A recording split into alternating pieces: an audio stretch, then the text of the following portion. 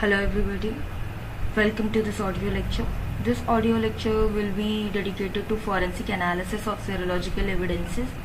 In this audio lecture, we will be covering the introduction part.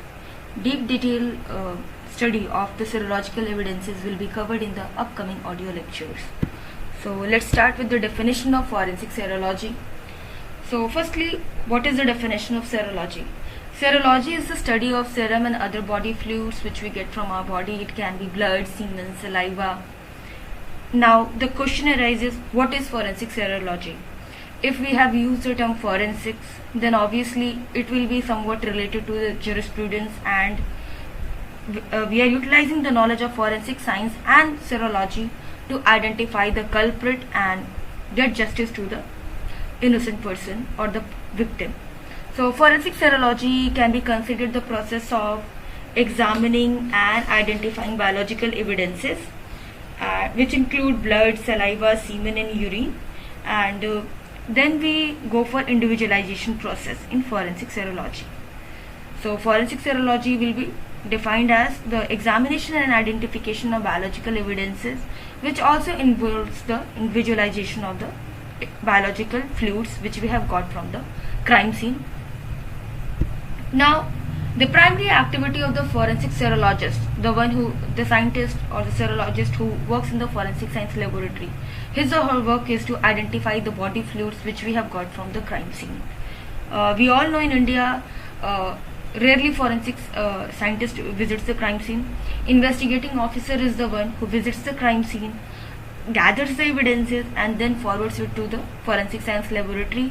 There, depending upon the evidences, the exhibits or the evidences are forwarded to the concerned department and then the examination is done. So if we have got body fluids from the crime scene, if murder has occurred or sexual assault or rape has occurred, then you'll be getting blood, semen, saliva. Then all these evidences will be forwarded to the serology department, and there the forensic serologist will be examining the body fluids. The father of serology is Arthur Morand, and serology basically allows the forensic scientist to segregate or identify the body fluids which we have found at the crime scene. Firstly, we also need to ascertain the body fluid or the fluid which we have got from the crime scene is body fluid or not. If we have ascertained that it is body fluid, then we'll be moving it to the individualization part. Now, the types of body fluids which we might find at the crime scene are blood, semen, sweat, saliva, urine.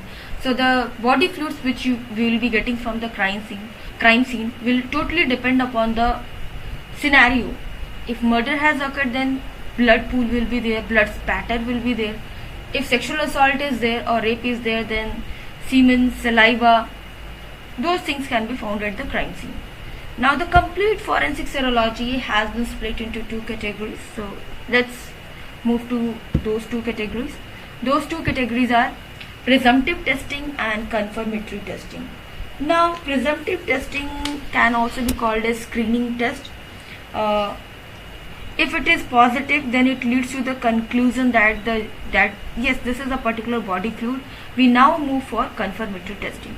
So in presumptive test, we basically identify whether the particular thing which we have got from the crime scene is blood or not, semen or not, or saliva or not. Suppose if a red colored substance is there at the crime scene, so a layman would say that it is blood, but it might be ketchup or any material which has been given the red color appearance to mimic the presence of blood.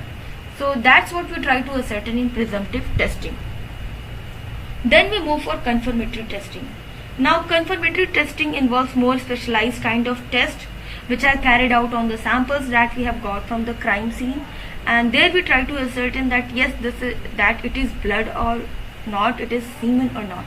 Then we later on move for extraction of DNA, and then we can identify the particular individual to whom that particular body fluid begins.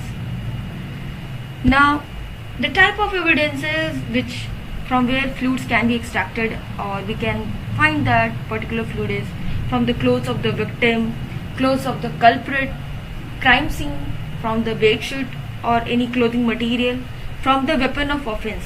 Now what is weapon of offense? Weapon of offense is the weapon which was used to commit the crime.